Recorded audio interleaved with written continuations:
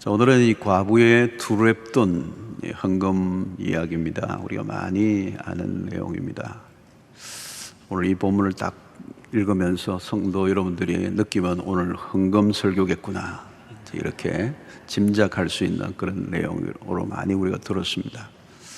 사실 목사님들이 헌금 설교를 할 때 단골 메뉴로 등장했던 본문이죠. 사실 이 과부가 드린 두렵더니 얘기는 설득력이 있어 보이죠. 가난한 과부가 이 정도 했다면 우리는 더 해야 안 되나, 뭐 이런 쪽이 많았습니다.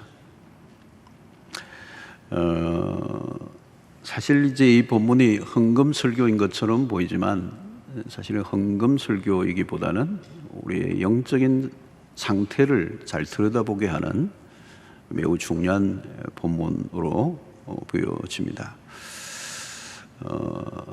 우리가 지난 여러 주에 걸쳐서 예수님이 성전에서 사역을 하셨습니다.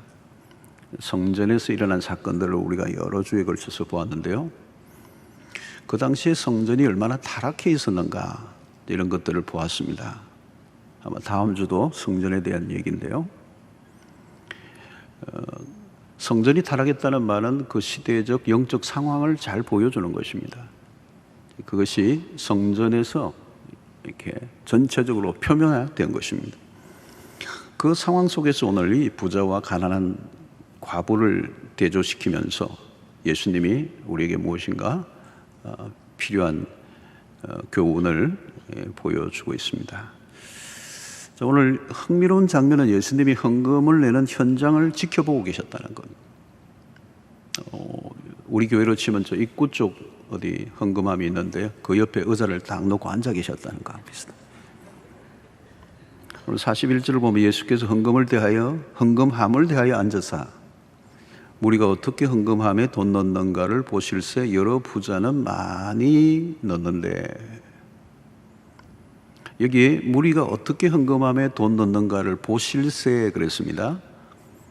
보신다라는 이 본다라는 이 동사인데요, 이게 헬라어 원문으로 보면 계속적인 동작을 가리킵니다. 계속적인 동작. 한번 흘끗 보고 끝나는 게 아니고 계속 깊이 응시하신다. 다르게 표현하면 목적을 가지고 관찰하신다, 그런 의미입니다. 자, 무엇을 보셨을까요? 부자들이 헌금하는 모습을 보았습니다. 근데 보니까 부자들이 많이 내더라는 거죠.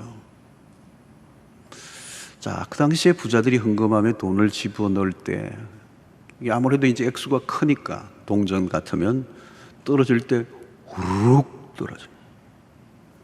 가난한 사람이 동전 하나 넣으면 똑 표가 났어. 당연히 부자는 이 헌금 시간을 자기 과시의 수단으로 삼았어. 바리새인들의 문제가 무엇이었습니까? 마태복음 6장에 보면 여러 번 나오는 단어가 있어요.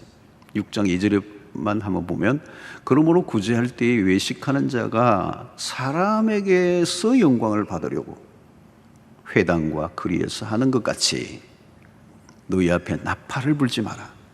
진실로 너희에게 이르노니 그들은 자기 상을 이미 받았느니라. 바리새인들은 구제할 때나 기도할 때나 금식할 때 사람에게 보이려고 했다. 사람을 늘 의식하는 겁니다. 자기를 과시하려고 하는 마음이 있었던 거죠. 여러분, 신앙생활을 제대로 하려고 하면 인간의 시선과 평가를, 사람들의 평가, 사람들의 시선을 넘어서야 돼요. 사람들의 칭찬과 인정과 주목을 받으려고 하면 할수록 신앙은 위험해진다는 거예요. 여러분, 내가 꽤 좋은 일을, 선행을 베풀었는데 아무도 몰라줄 때 찾아오는 그 허전함, 섭섭함, 그걸 영적으로 처리해야 한다는 거예요. 사람들의 시선을 받는 쪽으로 신앙이 기울어지면 계속 그쪽으로 가야 돼요. 거기에는 생명이 없어. 아무 소득이 없어. 여러분, 사도행전의 아름다운 출발선상에 불미스러운 대형 사고가 하나 터졌습니다. 아나니아와 삽비라 부부의 사건입니다. 자기들의 재산을 팔아서 조금 일부 남겨두고 헌금을 하다가 뭐 그것만 해도 대단한 거죠. 근데 즉사를 해버립니다. 헌금을 하다가. 하나님이 왜 그렇게까지 하셨는가? 여러분, 성령을 속인 죄는 생각보다 큰 죄입니다. 이들 부부는 존경에 대한 욕심이 컸어요. 사람들에게 환심을 받으려고 하는. 그 이유는 바나바 때문이에요. 사도행전 바로 앞부분에 바나바라고 하는 걸출한 인물이 교회 공동체 안에 많은 사람들에게 존경을 받는 모습을 보니까 그게 탐이 났던 거예요.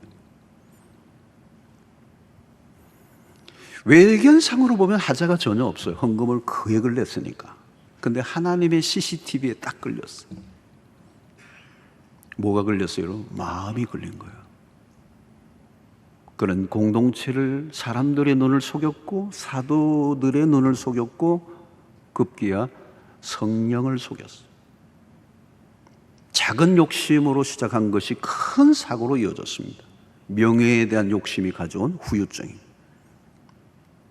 하나님은 교회가 인간의 거짓 위에 세워지는 것을 막고자 하신 거죠.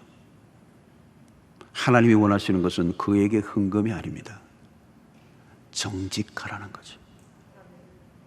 정직하게만 하면 아무 문제가 안 돼요. 아무 문제가 아니에요. 위선은 신앙적인 활동을 하고 있는 교회 안에서 빈번하게 이루어지는 일입니다. 딴 데서가 아닙니다. 교회 안에서. 우리 신앙인들이 서로 보고 바라보는 이 공동체 안에서 자신의 현재 상태보다 더 나아 보이려고 하는 유혹. 정직하면 되는데 돋보이려고 하는 거죠. 포장을 하려고 하는 거죠. 헌금이나 구제를 했으면 그냥 한 것으로 끝내야 합니다. 기도를 많이 했으면 그것으로 끝내야 하는데 자랑을 하고 인정을 받고 싶어 하는 거예요. 이 인간의 허영심, 자신을 부풀려고 하는 거예요. 어디에서부터 이런 것이 시작되었을까요, 여러분? 에덴 동산에서부터. 아담과 하와는 자신들의 부끄러움을 무화과 나무 잎으로 가리려고 했습니다. 자신의 죄를 솔직히 인정하고 하나님 앞에 나가면 끝이에요. 그냥 다 해결되는 거예요. 있는 모습 그대로 가면 되는 거예요. 그런데 무엇인가 가리려고 하는 거죠. 근데 가리려고 하면 할수록 복잡해져요. 아무리 가려도 가릴 수가 없어. 그리고 더 불안해. 그래서 여러분, 자기의 수치를 스스로 가리고 더 멋있게 보이려고 하는 이 포장, 기술. 그러려고 하니까 열심히를 내야 돼, 열심히. 어떤 분은 기도의 자리에도 열심, 헌금도 열심, 봉사도 열심. 근데 그 안에 강박증세가 있을 수가 있어요. 결국 여러분, 중요한 것은 뭘까요? 내적인 동기입니다. 주님은 우리 안에 동기를 보십니다. 우리의 영혼이 텅 비어 있으면 나도 모르게 허세가 나오는 거예요. 자꾸 사람들에게 자신을 드러내고 싶어하고 주목을 받으려고 하는 마음, 무엇인가 공허하다는 증거입니다. 그때 다른 것으로 해결하려고 하면 실패해요. 영적인 충만을 구해야 합니다. 영적으로 충만하면 그런 허세가 없어져요. 나에게 사람들이 주목하느냐 하지 않느냐, 그게 별로 중요하지 않아요. 누가 나를 알아주지 않아도 그냥 평안해요. 왜? 내가 그리스도 안에서의 존재, 그 존재의 풍성함, 안정감. 여러분, 그게 없으면 무엇을 많이 하는 거죠. 그래서 뭔가 돋보이려고, 뭔가 인정을 받으려고 해서 할수록 더 불안해져요. 또 그게 돌아오지 않으면 화가 나고 시험에 들고 섭섭하고. 영성이 깊어지지 않으면 외형에 치우치게 됩니다. 포장지가 너무 요란하면 실속이 없다는 거예요. 껍데기 영성이 되는 겁니다. 사람을 의식하는. 그러면 모든 행위가 허위가 된다. 공중에 붕 뜬 신앙생활. 아무런 소득도 없고 공허로 끝나고 마는 것입니다. 사랑하는 성도 여러분, 지금 나의 신앙생활이 어느 쪽으로 기울어져 있는가? 사람입니까? 하나님입니까? 사람에게로 기울어지면 영적 오염은 빠르게 진행이 됩니다. 위선은 우리 신앙을 원천적으로 파괴하기 때문에 항상 은밀하게 보시는 하나님을 집중할 수 있기를 바랍니다. 자, 오늘 이제 한 과부가 등장하는데요. 과부는 예수님 시대에는 가난의 상징이었습니다. 그녀는 아마도 조용히 헌금함에 다가갔을 것입니다. 그리고 아무도 주목하지 않았어요. 아니, 주목을 원치 않았을지도 모릅니다. 누구도 그를 주목해 줄 것이라고 기대하지 않았죠. 그런데 놀라운 일은 한 분이 그녀를 주목했습니다. 바로 예수 그리스도. 모든 사람이 봐주지 않아도 한 분이 알아주시면 되는 거잖아요. 한 분 한 분. 사람이 천만인이 알아주어도 하나님이 알아주지 않으면 꽝이잖아요. 알려지지 않을수록 좋은 겁니다. 하나님과 나만이 아는 비밀, 그걸 가지고 있어야 돼요. 하나님만 아십니다. 이게 있어야 돼, 이게 있어야 돼. 하나님 앞에서 한 거고, 내가 사람에게 뭐 칭찬받으려고 한 게 아니고 하나님 앞에서 내가 그 일을 한 거고, 하나님만 아신 것으로 만족하고, 그게 하나님과 나와의 비밀로 남아 있어야 된다. 그게 여러분 신비의 신비. 그게 신앙의 힘이에요, 힘이. 사람에게 얘기하면 안 돼요, 여러분. 막 얘기하고 싶은데 건질건질한데 입을 두드려요. 물론 여러분, 주님이 의도적으로 드러내시는 건 달라요. 그러나 주님이 드러내시기 전에 내가 드러내면 안 된다는 거예요. 우리가 아무리 드러내고 싶어도 우리의 행위는 언젠가는 사람들에게 잊혀지게 되어 있습니다. 아니, 잊혀져야 돼요. 잊혀지지 않으려고 하면 불행해지는 것입니다. 나를 영원히 기억해 줄 사람이 있어요? 없어요. 한때 현역으로 교회 안에서 열심히 충성을 다한 분들이 우리 교회 안에도 많습니다. 세월이 흐르면 어쩔 수 없이 몰라줄 때가 있어요, 사람들이. 교회가 다양하게 그분들에게 관심을 기울이고 격려해야 마땅한데, 그 사람이 할 수 있는 일, 사람이 하는 데는 한계가 있어요. 그러니까 아무리 해도 당사자들의 태도가 중요해요. 우리는 언젠가는 잊혀져 가야 돼요. 여러분, 대통령을 해도 시간이 지나면 다 잊혀져요. 신라 백제시대 왕, 시험 칠 때나 잠시 알았지. 다 잊혀져요. 과거가 늘 현재의 주된 이야기가 되어서는 안 되죠. 가장 중요한 것은 주님이 기억해 주시는 삶입니다. 모두가 다 잊어도, 모두가 몰라줘도 주님이 알아주시면 주님이 잊지 않으십니다. 오늘 과부의 이 두 렙돈을 바친 이 과부의 행적 보십시오. 성경에 기록되어 있어요. 그가 드러내고자 하지 않았지만 주님이 드러내셨잖아요. 만인의 칭송을 받게 했어요. 여러분, 신앙은 여기에 모든 걸 걸어야 합니다. 사람을 의식하지 않고 하나님에게 최선을 다하는 삶이 우리가 걸어가야 할 길. 오직 하나님 앞에서. 코람 데오라고 그래요, 라틴은. 우리는 들키지 않고 선한 일을 행하고 또 영적인 노력을 하고 사람들에게 들키지 않는 법을 배워야 돼요. 우리가 헌금하는 건 자유예요. 액수도 자유예요. 분명한 것은 우리가 헌금을 냈다고 하나님이 다 받으시는 것도 아니에요. 우리의 선행도 마찬가지입니다. 하나님이 받으셔야 돼요. 하나님이 받으시는 헌금이 따로 있어요. 과부의 헌금에서 우리를 그것을 배우게 되는 거죠. 42절 보십시오. 한 가난한 과부는 와서 두 렙돈 곧 한 고드란트를 넣는지라. 이 두 렙돈은 아주 작은 액수입니다. 당시 팔레스타인에 통용되는 화폐 중에 가장 작은 단위. 당시 노동자가 하루 품삯이 한 데나리온이에요. 그런데 이 렙돈은 128분의 1에 해당하는 액수입니다. 그러니까 얼마나 작은 액수예요. 그런데 중요한 것은 이렇게 지극히 작은 헌금을 했는데 주님의 평가입니다. 43절.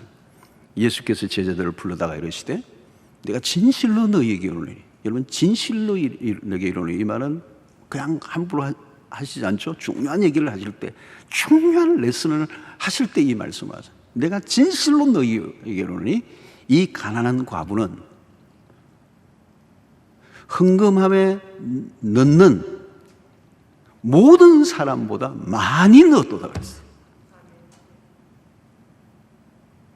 여러분 이 대목에서 뭘 느낍니까? 이 본문이 결코 헌금을 많이 하라고 가르치기 위한 말씀이 아님을 보여줍니다.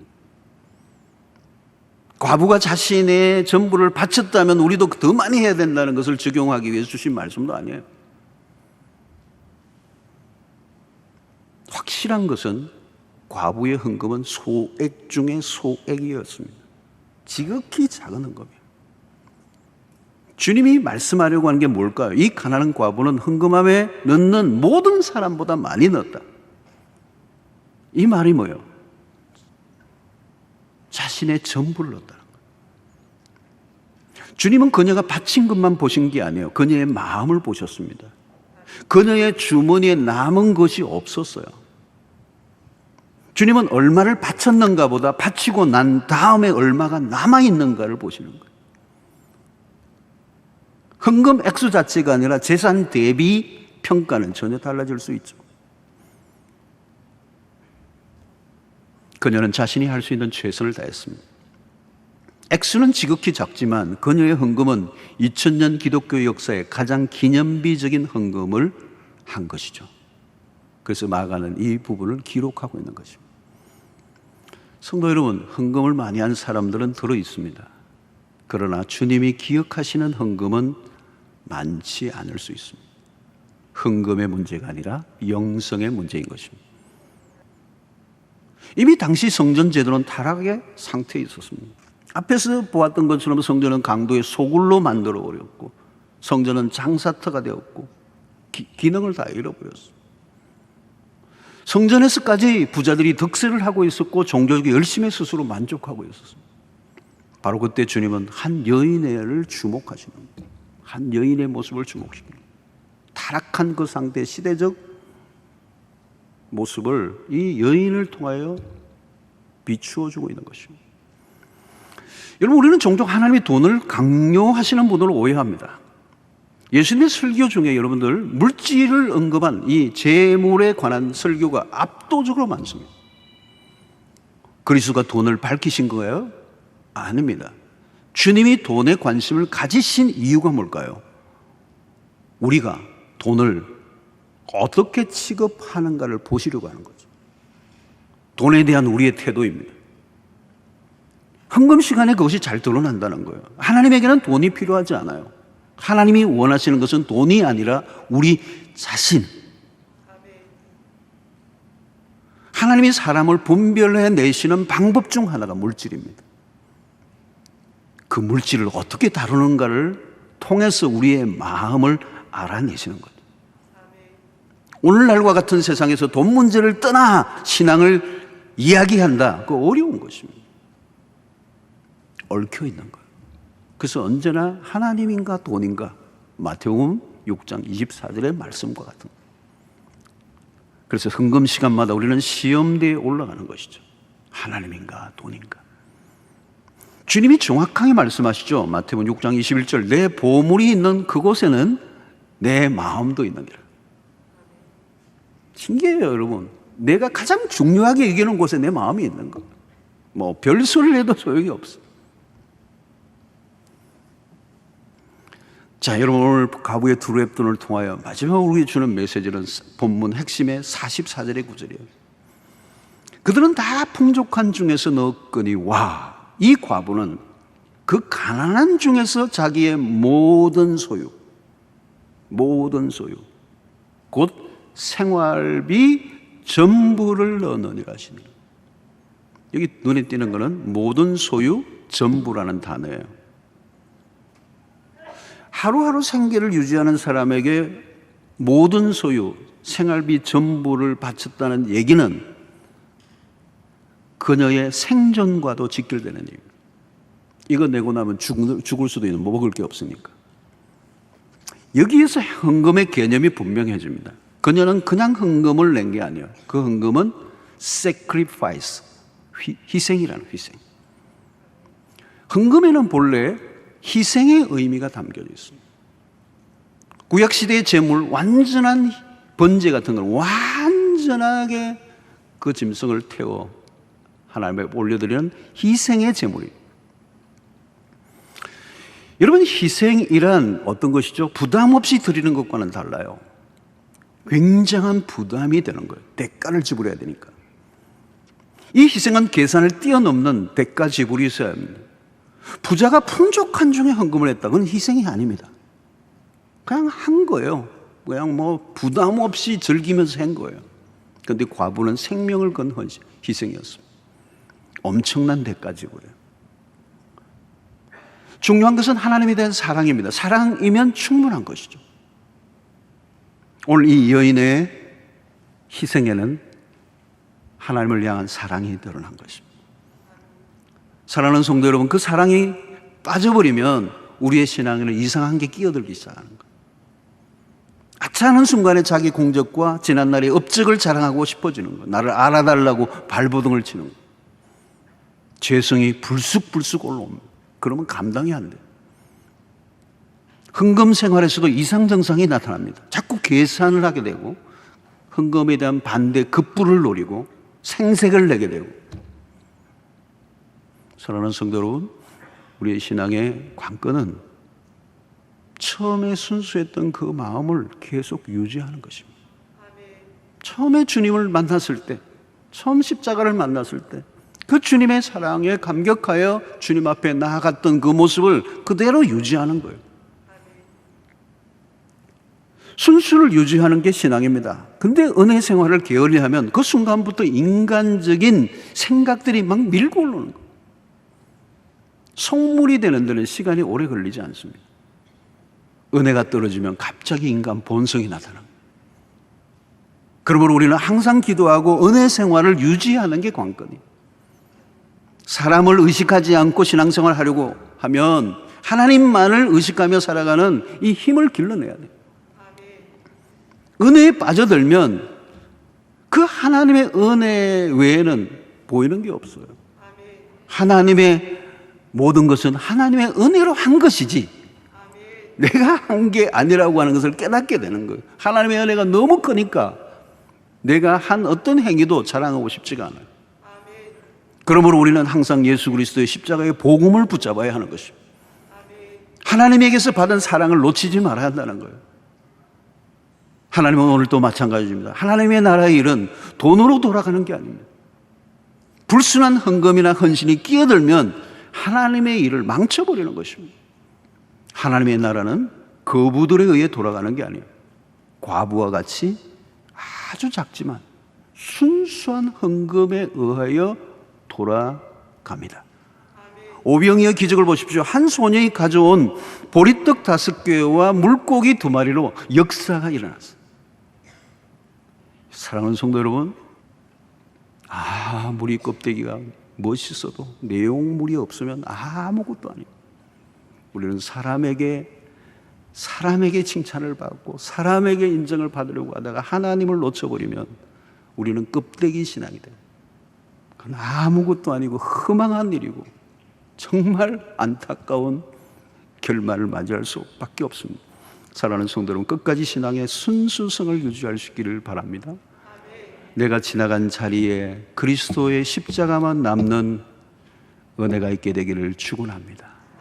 하나님 앞에서 살아가시고 헛된 영광을 구하지 마시고 하나님의 인정으로 충분한 인생 되시기를 주의 이름으로 축원합니다.